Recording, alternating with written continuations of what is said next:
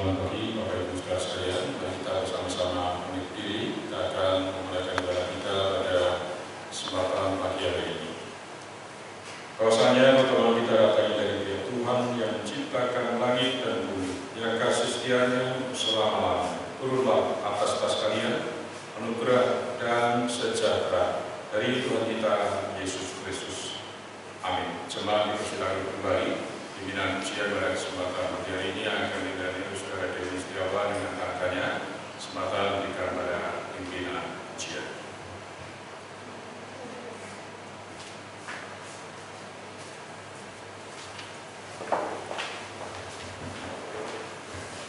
Ya, selamat pagi, shalom kepada Bapak Ibu sekalian. Ya, puji Tuhan kita bisa bertemu kembali di tempat ini di Gereja Kobe ataupun mungkin yang sedang di rumah saja mungkin secara online. Kita juga bisa masih diberi kesempatan untuk bersama kita menaikkan ibadah di pagi hari ini. Kita memiliki Tuhan yang adalah gembala kita. Dia adalah Allah yang selalu membimbing kita dalam keadaan apapun, dalam keadaan berat ataupun keadaan bahagia. Dia adalah Allah yang setia. Kita pujikan Tuhan adalah gembala Tuhan.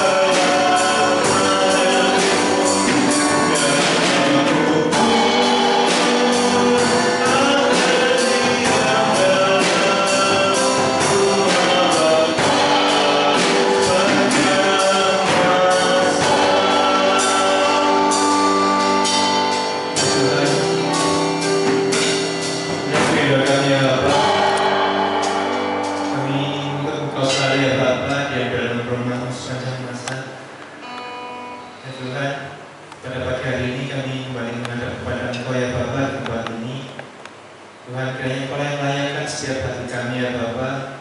Kami mohon Ampuni ya Pak untuk segala dosa dan kesalahan yang telah kami lakukan, karena kami adalah manusia yang lemah ya Bapak. Kami sering jatuh dalam dosa, kiranya Tuhan sendiri yang melayani kami pada Allah yang Maha Pengampun ya Bapak. Kami percaya itu. Tuhan, kami menyerahkan kepada kami pada pagi hari dengan selesainya yang dalam tangan-Mu. Tuhan, kami juga berdoa untuk jemaat kami yang mungkin masih perjalanan atau belum bisa hadir. Ya Tuhan, nyertai untuk mereka dimanapun mereka berada. Terima kasih ya Bapak, menyerahkan jemaat tempat ini, tugas-tugas pelayanan tempat ini. Engkau yang merapikan semuanya Bapak. Dan nama Yesus kami sudah berdoa dan ucap syukur. Amin. Ya, silakan duduk kembali. Kita pujikan lagu Bertumbuh Dalam Kasih.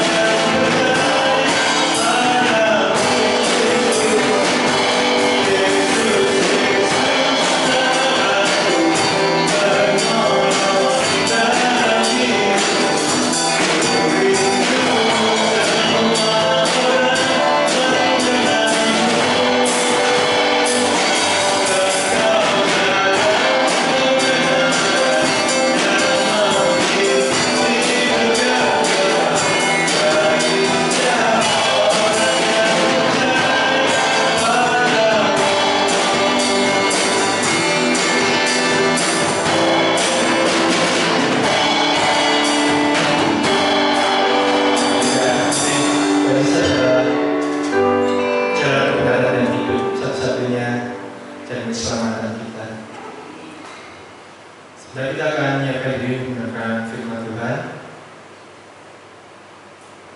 Kita akan pujikan lagu Hidup Dalam Kesempatan.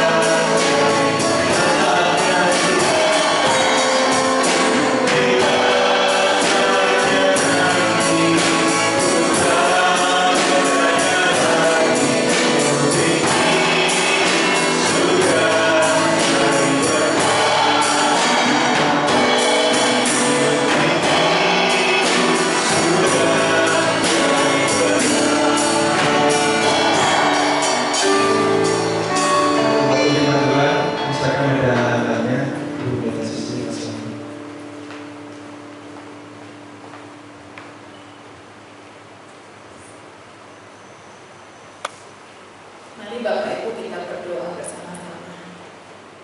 Kami bersyukur Tuhan, karena hidup ini adalah kesempatan. Dan kami boleh Tuhan, di dalam kehidupan yang Tuhan sudah berikan dalam kehidupan kami terus boleh menyenangkan hati Tuhan, hidup menjadi berkat bagi sesama, melayani Tuhan, dan berbuat sesuatu untuk kemuliaan nama-Mu saja.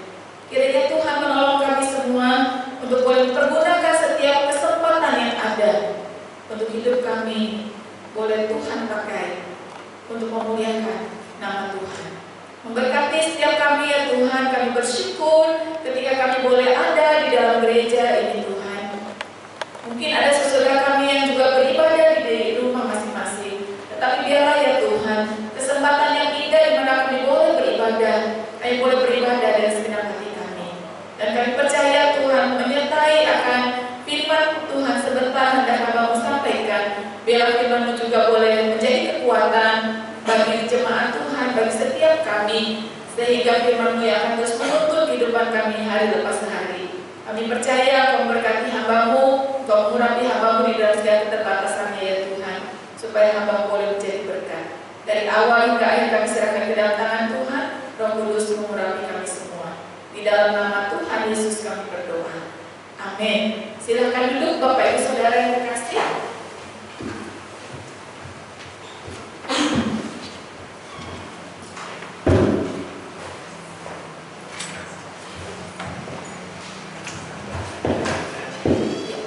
Bapak Ibu Shalom. Shalom, puji nama Tuhan. Kita boleh bersama-sama berhimpun di dalam Tuhan, di dalam rumah Tuhan. Ini adalah satu kesempatan yang indah yang Tuhan berikan bagi kita semua. Pagi ini tema yang diberikan oleh gereja Tuhan adalah mengembalakan jemaat.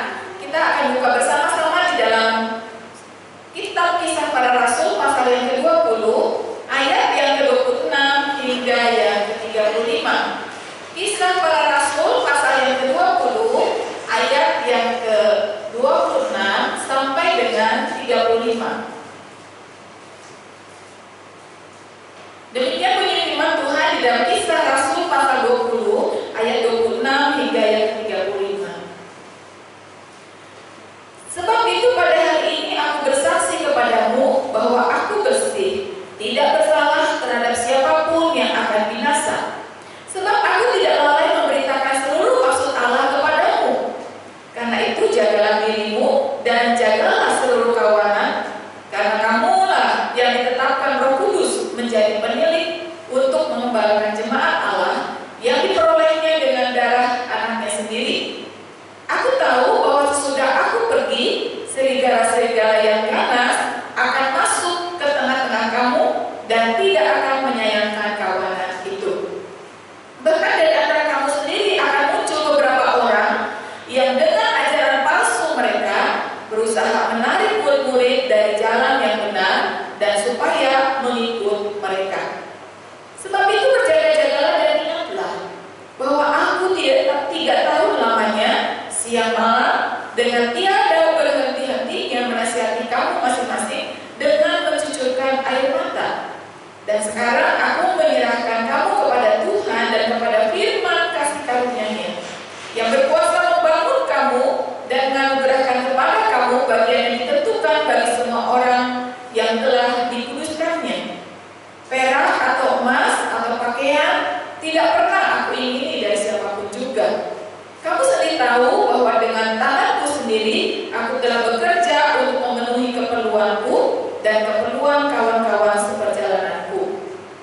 Dalam segala sesuatu telah kuberikan contoh kepada kamu bahwa dengan bekerja demikian kita harus membantu orang-orang yang lemah dan harus mengingat perkataan Tuhan Yesus, sebab Ia sendiri telah mengatakan adalah lebih berbahagia memberi daripada menerima.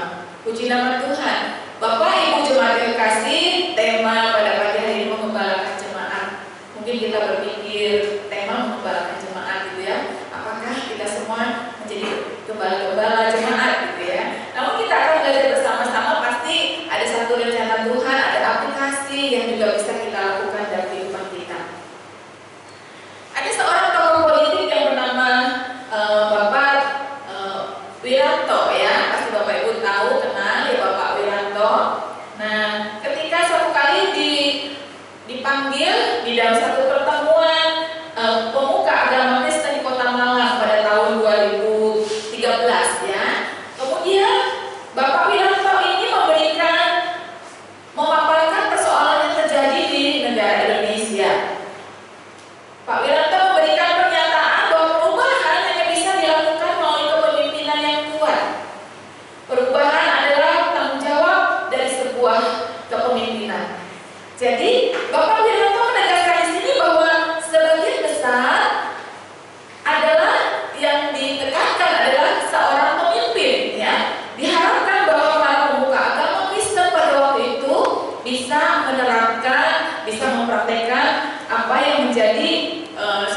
anjuran daripada Bapak Wiranto, yaitu bahwa ada formula yang disarankan, yaitu disingkat dengan STMJ, ya. STMJ di sini bukan susu, telur, madu, jahe. Mungkin Bapak Ibu suka ya STMJ. Di Kota Batu Malang ada itu ya, Warung Yunus ya. Warung Yunus itu menjual STMJ, wah macam-macam itu susu, bisa dicampur dengan coklat, campur sama apa, roti bakar juga ya. Mungkin Bapak Ibu suka ke sana juga ya. STMJ, tidak ada seorang pun yang tidak suka mungkin ya. Mungkin ada yang suka hanya susu dengan jahenya aja atau susu dengan madu dan sebagainya. Bapak Wiranto menggunakan rumus STMJ ya. STMJ di sini S-nya adalah sadar, kemudian T-nya adalah tahu, dan M-nya adalah mampu, dan J-nya adalah jaminan. Ya. Mengapa Bapak Wiranto memberikan STMJ ini kepada para pemimpin gereja pada waktu itu? Ya. S-nya sadar, yaitu bahwa setiap pemimpin harus sadar bahwa mereka punya jabatan itu dikasih sama siapa gitu ya. Dan kemudian T-nya adalah tahu ya, bahwa setiap pemimpin harus tahu masalah yang dihadapi oleh setiap dari pemimpinnya. M, mampu memutuskan pilihan dan menjadi teladan. Dan J adalah jaminan, yaitu bisa menjadi seorang pemimpin yang memegang komitmen kepemimpinannya. Jadi Bapak Ibu Saudara yang kasih, itu kaitan ketika Bapak Wiranto memberikan ujangan kepada para pemuka agama Kristen di Kota Malang. Apa kaitannya dengan gereja kita pada saat ini Bapak Ibu ya? Tentunya seorang pemimpin itu harus sadar, harus tahu, harus mampu, dan juga harus memiliki satu jaminan kehidupan. Namun pada pagi hari ini saya tidak menguraikan panjang lebar tentang ujangan Bapak Wiranto, tetapi saya akan menyampaikan dari Kisah Rasul 20 ayat 26 sampai 35, yaitu dasar daripada bentuk pengembalaan yang kita akan pelajari adalah teladan daripada Rasul Paulus ya. Bagaimana Rasul Paulus memberikan teladan di dalam pengembalaan kepada jemaat di Efesus, walaupun pada waktu itu Rasul Paulus hanya 3 tahun saja. Namun ketika kita membaca perikop di atas adalah perpisahan Paulus dengan para penatua di Efesus ya. Jadi ada sesuatu hal yang tidak mudah ketika seorang pemimpin akan meninggalkan jemaat yang sudah dirintisnya. Dan itulah sebabnya dengan rasa hati yang begitu berat, Rasul Paulus harus meneruskan pelayanan yang ditujukan Tuhan kepadanya ke tempat yang Tuhan tuju ya. Tentunya satu tempat yang baru di mana Paulus diberikan tugas untuk merintis jemaat yang baru di sana. Bapak Ibu Saudara terkasih, kita akan belajar bersama-sama prinsip-prinsip yang sudah diberikan oleh Rasul Paulus di dalam pengembalaan di Efesus, dan itu menjadi teladan bagi para penatua dikatakan di sini untuk mengembalakan jemaatnya. Di dalam ayat yang ke-28 dikatakan di sana, karena itu jagalah dirimu dan jagalah seluruh kawanan, karena kamu lahir tetapkan Roh Kudus menjadi penilik untuk mengembalakan jemaat Allah. Ada kata penilik di sini Bapak Ibu ya, yaitu kalau di atas tadi katakan penatua. Di dalam gereja apostolik ya, rasul ada 4 jabatan, yaitu ada rasul, pekabar Injil, tua-tua atau pendeta, dan diaken. Jadi gereja apostolik itu memegang ada 4 jabatan. Dan jadi gereja apostolik ini adalah rasul yang memang memegang jabatan yang paling tinggi ya. Jadi pada waktu zaman Rasul Paulus memberitakan pelayanan itu, Rasul Paulus memiliki jabatan yang paling tinggi. Tetapi jabatan rasul ini tidak bisa diturunkan kepada siapapun, diwariskan kepada siapapun. Nah sehingga yang ciri-ciri gereja apostolik pada saat ini adalah di mana jabatan penatua itu tidak berbeda atau sama dengan pendeta ya. Jadi pada pagi hari ini kita akan belajar bagaimana Tuhan memberikan firman kepada para penatua jemaat, atau dengan kata lain kepada para pendeta, kepada para pemimpin gereja untuk meneladani apa yang sudah Rasul Paulus lakukan ya.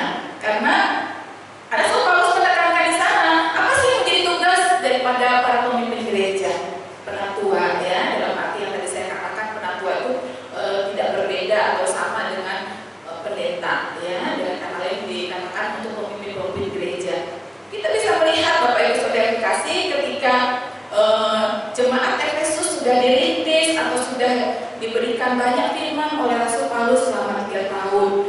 Dan sekarang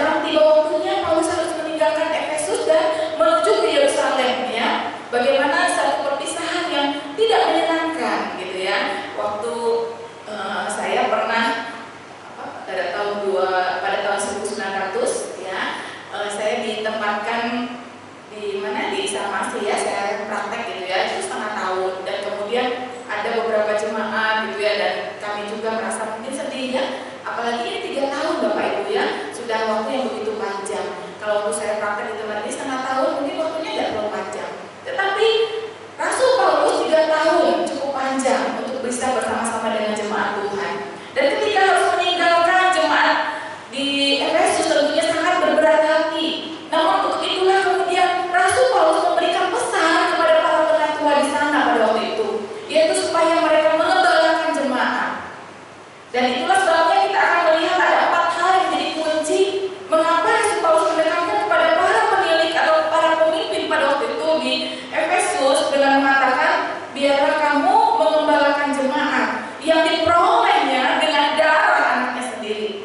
Jadi bagaimana jemaat ini dibentuk karena Kristus yang sudah menyelamatkan umatnya, Kristus yang sudah mendirikan jemaat itu, sehingga jemaat yang dirintis dan sudah dibeli dengan darah yang mahal, katakannya di dalam 1 Korintus pasal yang ke-6. Semua anak-anak Tuhan, semua jemaat itu sudah dibeli dengan darah yang mahal. Dan itulah sebabnya bagaimana Rasul Paulus memberikan pesan yang begitu teramat dalam mengapa harus mengembalakan jemaat.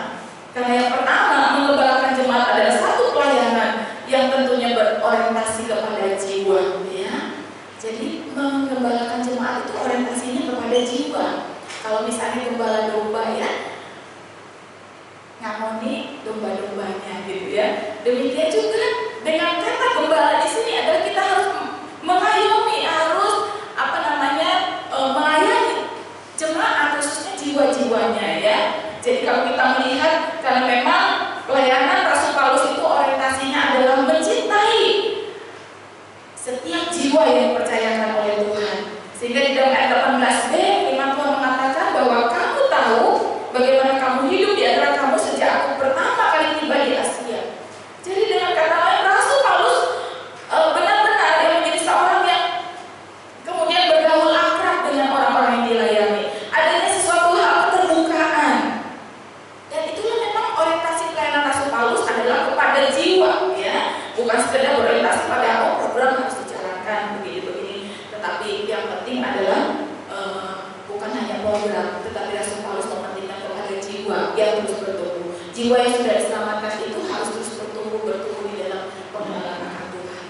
Nah, orientasi kepada jiwa ini bisa dilakukan bila seseorang melayani Tuhan dengan segala kerendahan hati, ya. Siapakah Rasul Paulus? Setiap orang tahu bahwa Rasul Paulus adalah seorang yang memiliki martabat, ya, juga intelektual yang cukup tinggi, ya. Tetapi bagaimana Rasul Paulus ini melayani dengan kerelaan hati, dengan sesuatu kerendahan hati, dia tidak henti-hentinya menasihati jemaat di Efesus. Sehingga dalam ayat 31 dikatakan, aku mencucurkan air mataku, ya. Jadi bukan seolah-olah mencucurkan air mata karena mungkin pergumulannya berat, mencucurkan air mata untuk menangis dirinya di dalam pelayanan, tidak. Tetapi Rasul Paulus mengatakan bahwa aku mencucurkan air mata.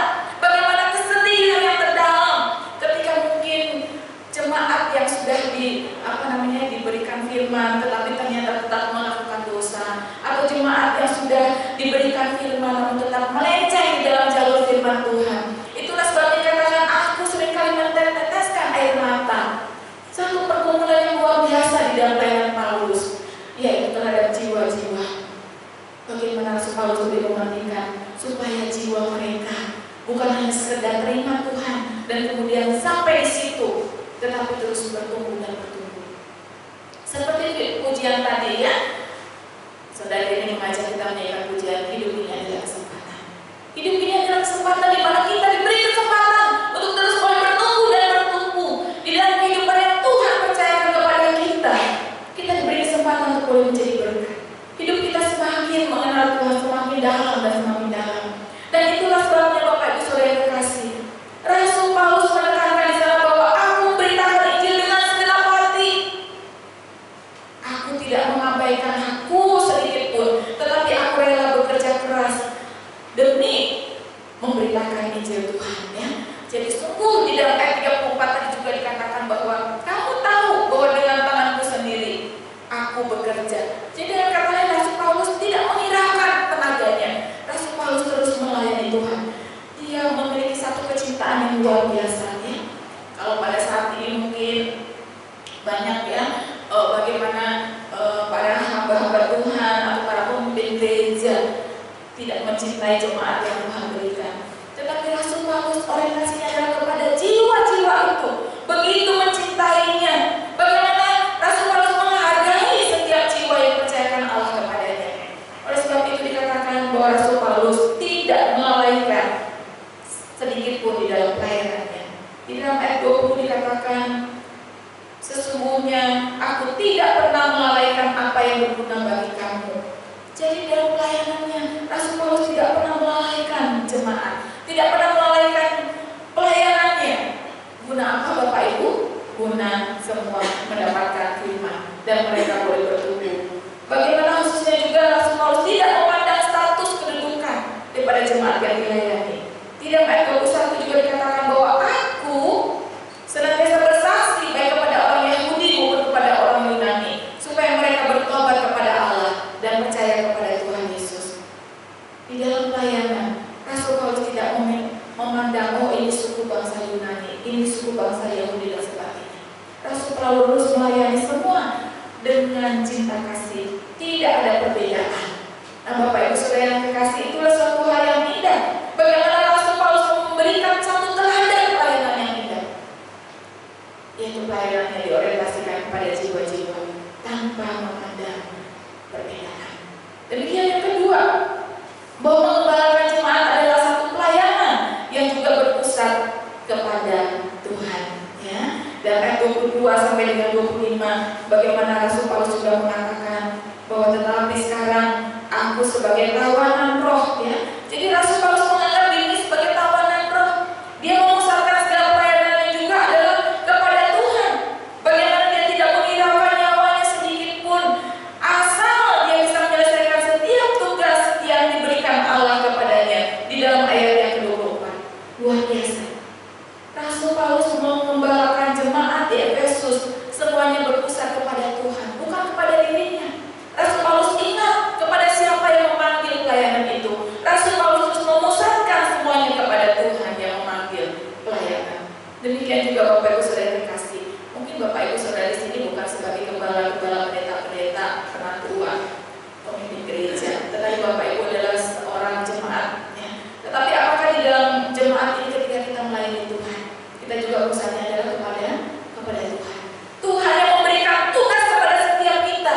Tuhan yang memberikan kepercayaan kepada setiap kita di dalam pelayanan yang Tuhan percayakan.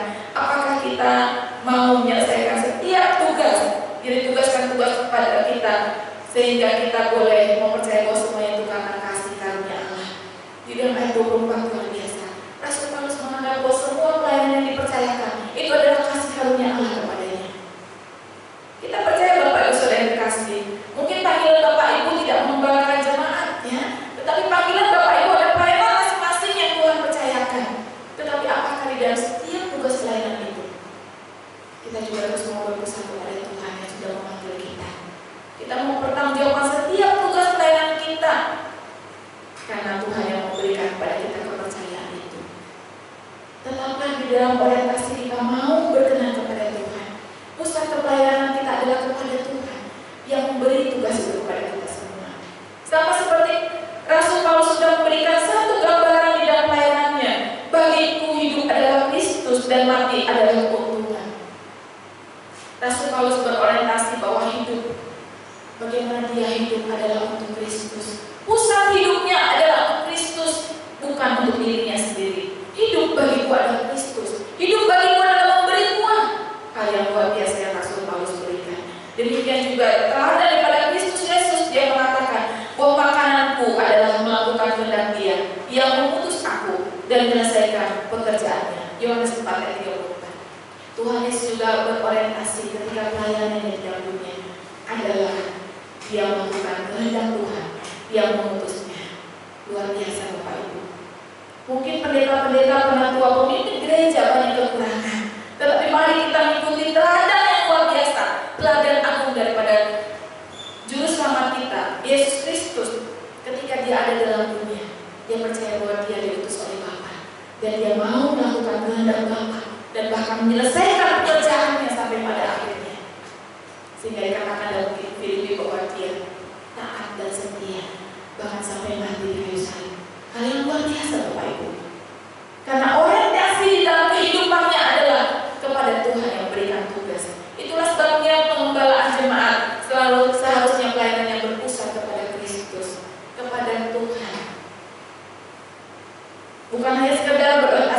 jiwa-jiwa, tetapi kepada Tuhan yang memberikan tugas itu.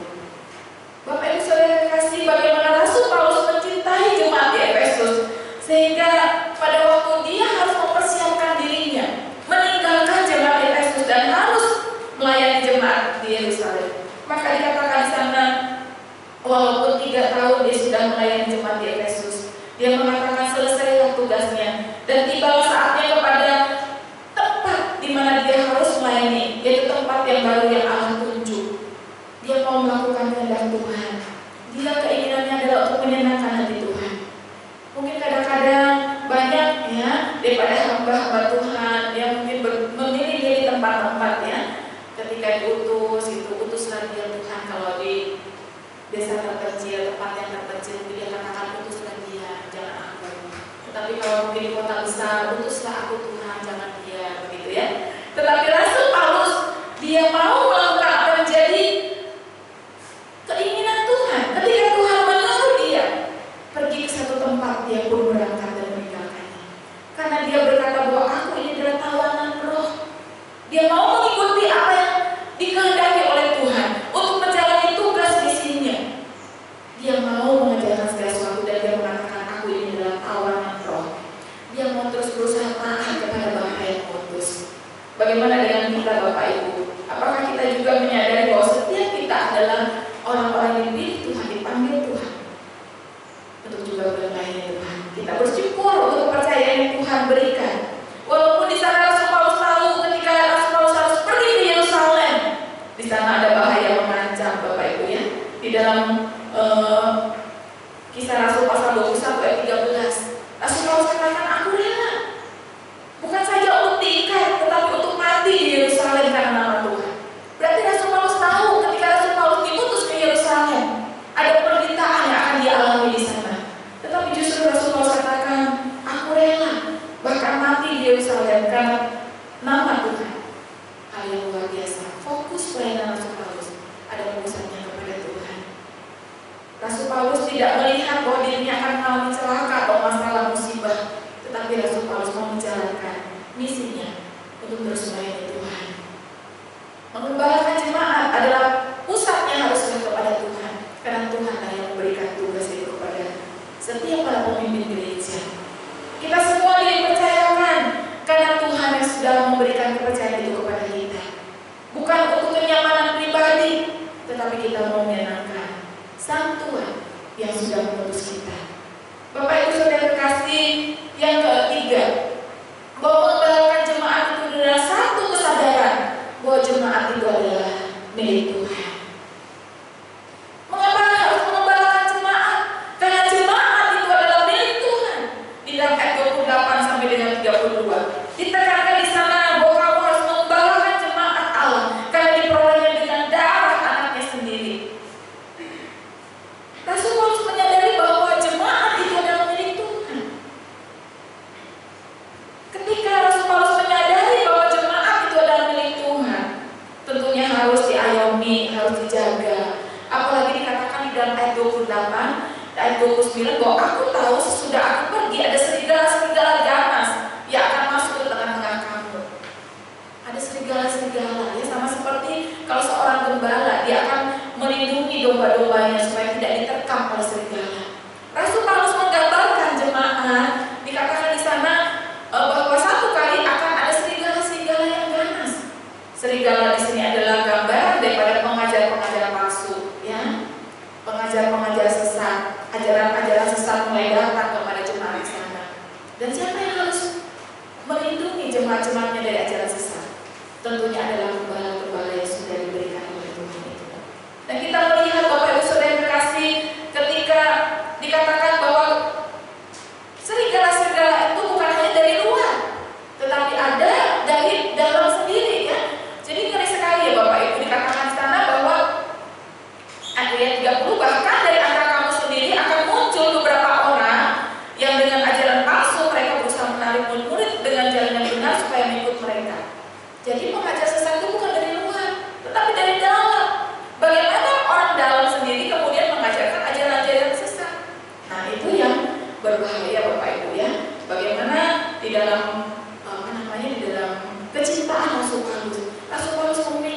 sedemikian rupa bahwa sang pengembala, yaitu para penatua, pendeta, para pemimpin gereja, dikatakan mengembalakan jemaatnya, harus melindungi mereka dari segala-segala, dari ajaran-ajaran sesat yang akan menyimpangkan iman mereka. Karena dengan susah payah Rasul Paulus mendidik jemaat di dalam pengenalannya akan Tuhan. Mereka terus diberi firman supaya mereka terus bertumbuh. Di dalam ayat 31 dikatakan, sebab itu berjaga-jagalah dan ingatlah bahwa aku sudah 3 tahun lamanya siang malam dengan tiada henti menasihati kamu dengan mencucurkan air mata. Jadi Rasul Paulus begitu bersusah payah sambil mencucurkan air mata, memberikan nasihat, memberikan firman. Sehingga untuk itulah dikatakan bahwa Rasul Paulus menyadari karena jemaat itu adalah milik Tuhan. Milik Tuhan yang harus diberikan firman. Jemaat Tuhan yang harus diberikan firman yang boleh mempertumbuhkan mereka. Itulah sebabnya Bapak Ibu Saudara yang terkasih, satu hal yang indah bahwa jemaat adalah milik Tuhan dan dipercayakan kepada kita untuk digembalakan. Dan yang keempat, mengembalakan jemaat itu adalah satu kesadaran bahwa pelayanan kepada jemaat itu adalah satu kesatuan tubuh daripada Kristus sendiri. Ya. Di dalam ayat 33 sampai dengan 36 dikatakan bahwa Rasul Paulus tidak meminta perak atau emas atau pakaian daripada jemaatnya atau dari siapapun juga, tetapi kamu tahu bahwa aku bekerja sendiri dengan jerih payahku. Ayat 35, dalam segala sesuatu kuberikan contoh kepadamu bahwa dengan demikian kita harus membantu orang-orang lemah dan harus mengingat perkataan Tuhan Yesus, sebab Ia sendiri telah mengatakan adalah lebih berbahagia memberi daripada menerima.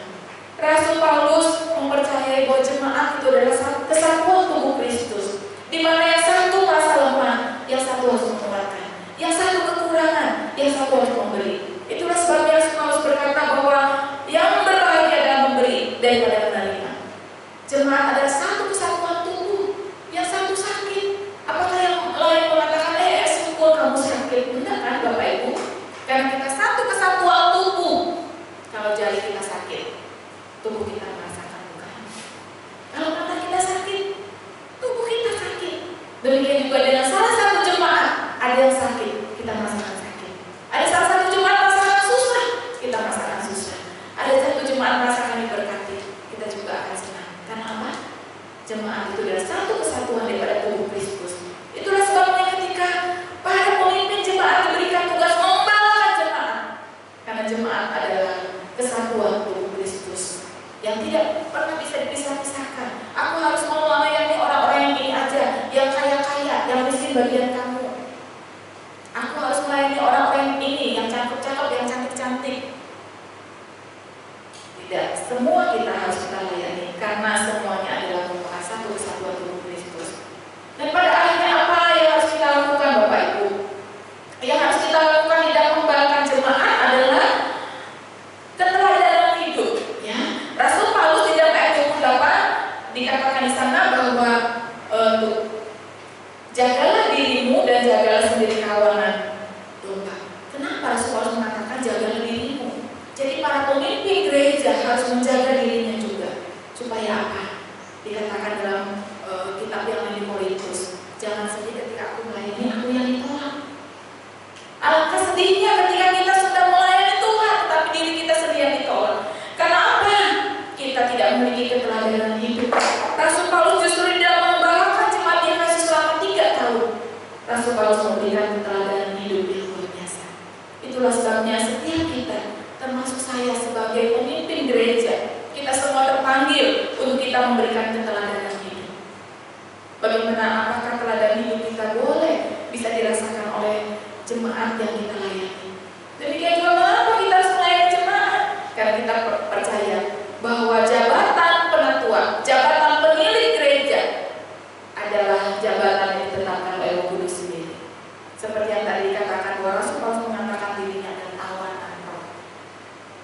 Pelayanan atau jabatan yang Tuhan berikan itu adalah satu jabatan yang ditetapkan oleh Roh Kudus sendiri.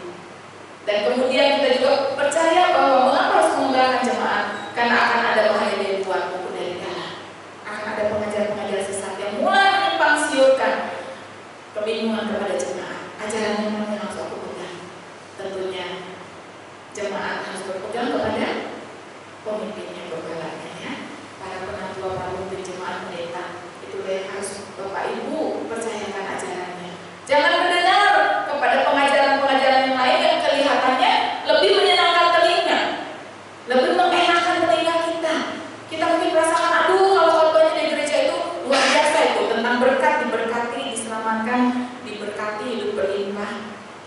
Justru pengajaran yang benar adalah ada makanan keras juga, ada makanan yang tidak terlalu keras. Tetapi untuk kita yang sudah begitu lama percaya pada Tuhan, untuk umatnya harus kita makanan keras yang kita perlukan. Supaya dengan makanan keras itu kita terus belajar mengunyah ya, dan akhirnya kita menjadi dewasa. Bapak Ibu Saudara kasih, kalau makanan yang empuk, susu itu hanya untuk bayi aja. Tetapi ketika kita mau dewasa, kita akan belajar makanan keras itu kita juga terima. Supaya apa? Dari makanan keras itu malah kita bertumbuh. Nah, dengan kata lain, bagaimana caranya kita menggambarkan jemaat? Pagi ini kita belajar bagaimana pelayanan Rasul Paulus kepada jemaat di Efesus. Kita boleh meneladani pelayanan Rasul Paulus. Demikian kepada siapa kita mengembalakan jemaat? Yaitu kita mau mengembalakan jemaat dan menyerahkannya juga kepada Tuhan. Di dalam ayat 32, firman Tuhan mengatakan di sana, dan sekarang aku menyerahkan kamu kepada Tuhan dan kepada firman kasih karunia-Nya. Puji Tuhan ya. Jadi setiap kita mau menyerahkan pelayanan kita kepada Tuhan dan kepada firman kasih karunia. Setiap kita, Bapak Ibu, bukan hanya para pemimpin gereja, setiap kita jemaat juga, kita memerlukan bahwa segala sesuatu yang harus kita lakukan dan kerjakan, kita harus menyerahkan semuanya kepada Tuhan. Bukankah segala sesuatu dipercayakan oleh Tuhan di dalam unggah kita masing-masing, dan kita kemudian harus menyerahkannya juga kepada Tuhan yang akan terus memimpin kita semua. Juga dikatakan kepada firman Tuhan. Firman itu terus dibutuhkan untuk kehidupan kita dan jemaat sehari. Para pemimpin gereja memerlukan firman, jemaat juga memerlukan firman. Firman yang akan terus menuntun setiap kita menjadi satu pribadi-pribadi yang menyenangkan dan memuliakan nama Tuhan. Dan itulah sebabnya yang menjadi kesimpulan adalah bahwa setiap kita, para penatua, pendeta, para pemimpin gereja, diberi tugas untuk membalakan jemaat. Gembalakanlah jemaat dan terimalah mereka dengan segala mungkin tantangan, tuntutan, dengan segala pergumulannya. Tentunya adalah sesuatu hal yang tidak mudah. Ketika beberapa tahun saya boleh ada di Surabaya, mungkin tantangan pelayanan begitu banyak, tetapi bersama Tuhan saya rasakan bahwa Tuhan yang akan memberikan kemampuan. Perjalanan yang tidak mudah, tetapi Tuhan selalu memberikan pimpinannya. Itulah sebabnya di dalam satu doa, seperti yang Rasul Paulus katakan, bahwa ketika aku boleh melayani, aku mau melayani bukan untuk semata-mata menyenangkan manusia, tetapi menyenangkan hati Tuhan yang sudah mengutus aku. Itulah kerinduan kita semua sebagai pemimpin gereja Tuhan, supaya kita mau mengembalakan jemaat, karena itu adalah satu tugas yang mulia, dan bukan hanya semata-mata kita menyenangkan manusia, tetapi untuk menyenangkan Tuhan yang memanggil kita. Dan pada akhirnya, apa yang menjadi aplikasi jemaat Tuhan? Apakah firman ini juga hanya untuk para pemimpin gereja, para penatua? Firman Tuhan juga bisa diaplikasikan kepada kita semua jemaat-jemaat Tuhan. Bukankah kita juga dipanggil di dalam posisi kita masing-masing? Kita dipanggil menjadi pemimpin, para suami ya, sebagai pemimpin daripada keluarganya masing-masing. Bukankah jemaat komplain dan juga promo diberikan satu program, yaitu mesbah doa keluarga, di mana di situ kita dapat mengarahkan seluruh anggota keluarga lebih mengenal Tuhan, lebih indah di dalam iman pengiringannya kepada Tuhan. Siapa yang harus memimpin? Yang harus memimpin adalah kepala keluarga, imam, yaitu daripada suami itu sendiri. Bukankah para suami, para pemimpin keluarga itu juga adalah imam-imam? Ya, kita harus mengembalakan anggota-anggota keluarga kita. Mereka harus dibawa kepada pengenalan kepada Tuhan. Itulah sebabnya ketika kita mungkin dipanggil mengembalakan jemaat-jemaat kecil di tengah-tengah lingkungan keluarga kita, biar kita boleh menyerahkan semuanya kepada Tuhan. Tuhan yang mempercayakan keluarga kita untuk kita pimpin. Bersyukurlah, karena Dia akan memampukan kita. Sama seperti ketika Rasul Paulus menyadari bahwa ketika Tuhan memanggil dia, Tuhan yang akan memampukannya. Ketika Rasul Paulus menyadari kelemahannya, justru kuasa Tuhan turun menaungi Rasul Paulus. Demikian juga kita semua, Bapak Ibu. Kita semua lemah, kita semua tidak berdaya, tidak mampu dengan tugas-tugas yang dipercayakan. Tetapi kita percaya, ketika kita lemah, justru kuasa Tuhan turun menaungi kita, dan kuasa Tuhan menjadi sempurna. Kita percaya, Bapak Ibu, bahwa setiap kepala keluarga memimpin anggota-anggota keluarga, semakin hari semakin berkenan hati Tuhan. Itu adalah satu tugas yang mungkin kita katakan tidak mudah, Tuhan. tapi kita percaya bahwa Tuhan akan memampukan setiap kita. Setiap pemimpin daripada setiap anggota keluarga akan melakukan juga keteladanan hidup, dan kita terus mau menyerahkan pimpinan itu kepada Tuhan dan firman-Nya. Bilang pada pagi hari ini, firman Tuhan boleh menguatkan setiap kita bahwa kita semua dipanggil untuk mengembangkan jemaat. Bapak Ibu mungkin ketawa ya, aku bukan pemimpin kok ya, tetapi setiap kita percaya ada bagian-bagiannya, guru-guru sekolah minggu juga pemimpin anak-anak kecil ya.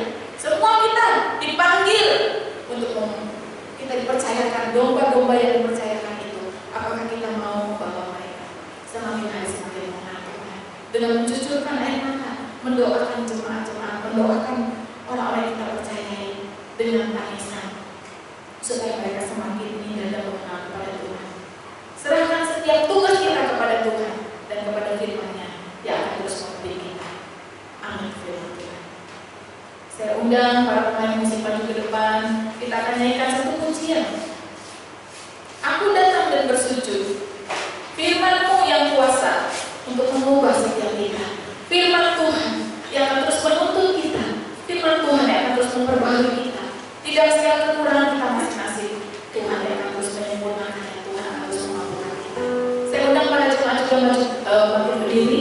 Kita akan nyanyikan pujian ini.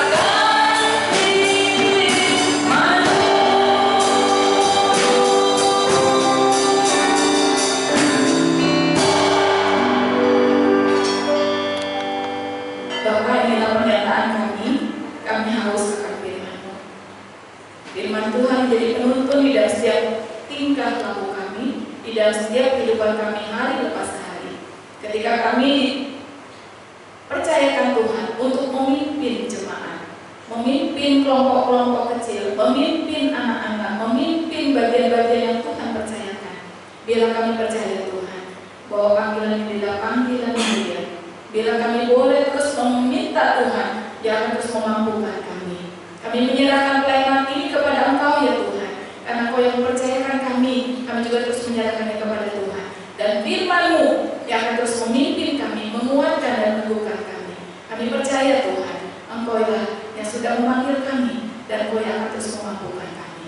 Tuhan menyertai jemaat-Mu Tuhan, boleh bertumbuh-tumbuh di dalam pengenalan akan Tuhan melalui setiap pemimpin jemaat yang sudah Tuhan percayakan. Jemaat-Mu terus boleh bertumbuh menjadi jemaat yang kuat, memiliki fondasi yang teguh di tengah-tengah tantangan hidup, di tengah-tengah tantangan kehidupan ini. Kami terus boleh kuat di dalam firman-Mu.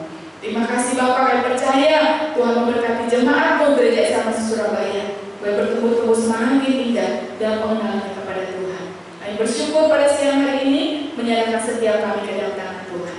Tuhan pimpin hidup kami, Tuhan dan memberikan pertolongan atas kami semua. Di dalam nama Tuhan Yesus kami berdoa. Amin. Silakan duduk Bapak Ibu. Waktu selanjutnya saya serahkan kepada Bapak Pendeta.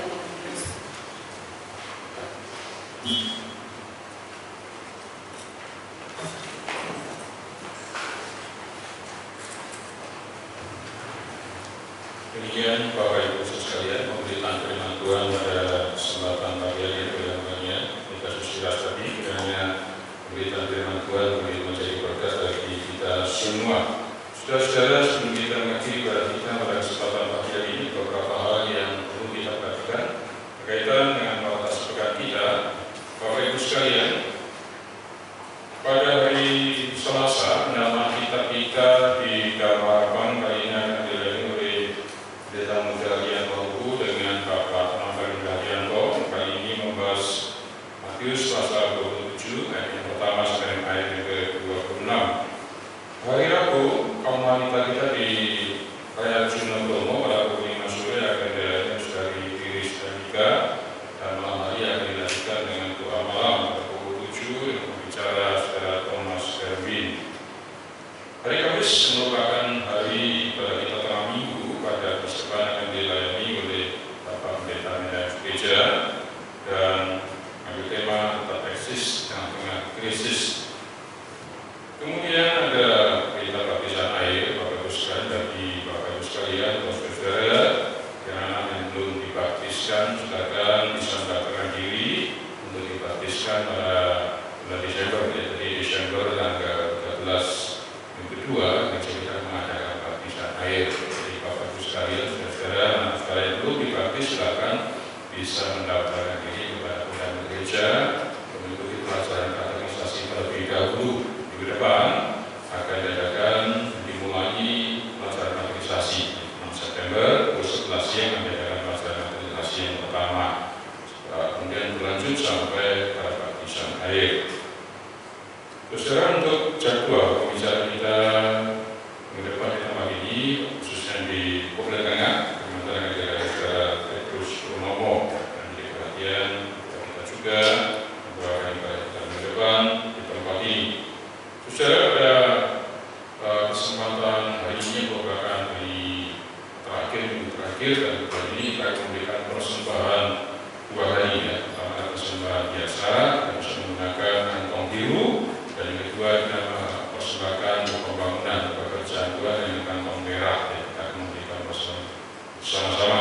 Dan bagi Bapak sekalian yang ada di rumah yang tidak bisa memberikan persembahan secara langsung, saudara bisa memberikan persembahan melalui transfer rekening gereja kita ya. Kiranya saudara ada rekening bank yang sudah bisa masukkan dalam peniaga, pemeriksaan maupun di GoPay ya. Demikian Bapak Ibu sekalian, waktu kesempatan kita pada hari ini, silakan Bapak sekalian kita mempersiapkan diri memberikan persembahan pekerjaan Tuhan. Sekali lagi untuk pembangunan adalah kantong merah dan biru untuk persembahan biasa ya. Kiranya diperhatikan kita bersama-sama. Sekarang mari memberikan persembahan kita. Sedang tugas di depan, kita kata pujian bersama-sama dan ilmu seperti baca di pagi hari yang tidak pernah terlambat untuk bersinar.